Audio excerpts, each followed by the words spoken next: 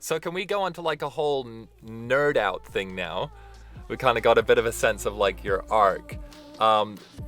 If for people who are like watching on here, or even for me, like what are the biggest things that you watch out for, or just to really make sure that electronics and acoustic stuff like live in the same world, or that they lock together? Well, so if I open the project in my mind, in like the general technical aspect, I would say the blending between all the elements is my 15 return tracks that I have on almost every finished project like this. Because I love to use the same reverb and time effects on the vocals and live instruments, and then the same returns on the electronic parts for some of the percussion, and that's one of the things that kind of glued them together. Another thing is just really listening carefully about frequency and compression. I don't over compress my music. I don't like to squash things too much.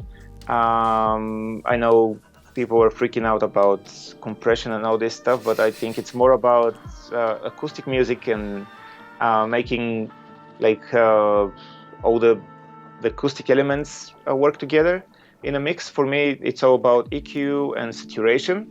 Instead of compression, I use mostly saturation, and two of my sent return tracks are actually Culture Vulture from UAD, and sometimes Decapitator as a saturation, and some really heavy distortion that I use in super small amounts on almost the entire mix. So this is instead of running things into the same machine. Yeah.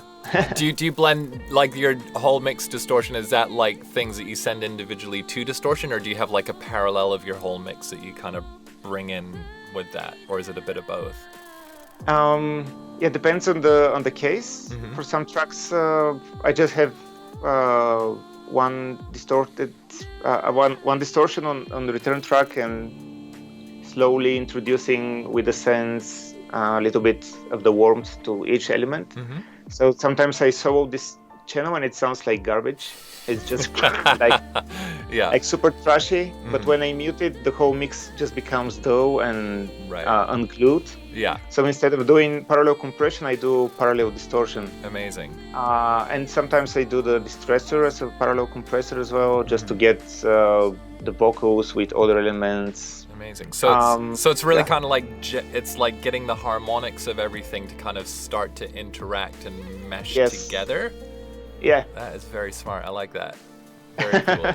And I mean, do you use like, super boring, but do you use like gentle compression just for a bit of control, but it's not like smashing compression for tone or stuff? Or yeah, for example, on the vocals, my vocal chain for the album, I nailed it for the first time on the Nidello track, on the last track, and I loved the simplicity of the chain. I mean, of the results. It was the first time I could hear the vocal so much in my face, and so much space without using reverb and like the cheap version to become space gold. Amazing.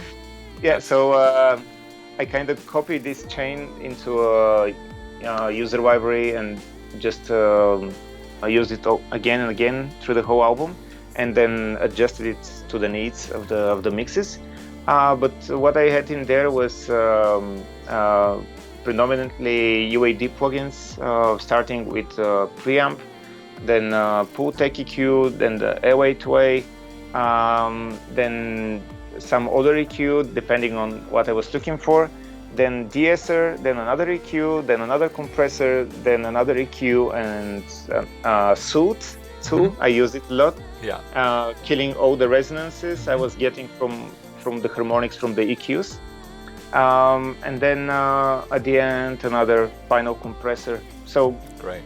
Each vocal channel I used about 3 or 4 compressors, each of them working super smooth. Cool, yeah. And I've learned that by accident, just adding more and wondering what's gonna happen. And then I figure out it's a trick to make good records. Don't use the same compressor to do all the job. Totally. But get a couple more and just expand your chain that way. And another great trick about vocals and in general the mixes for my tracks was when I asked on the Complete Producer Network, what's your favorite UAD plugins? And you pointed out to the Chorus D. Yeah. Now called Studio D, or what was the dimension? Yeah. So this thing is now on the entire record. Oh my god, amazing. Yeah. Thank you so much for this tip. It's no problem. priceless. Great. No, that's a good point.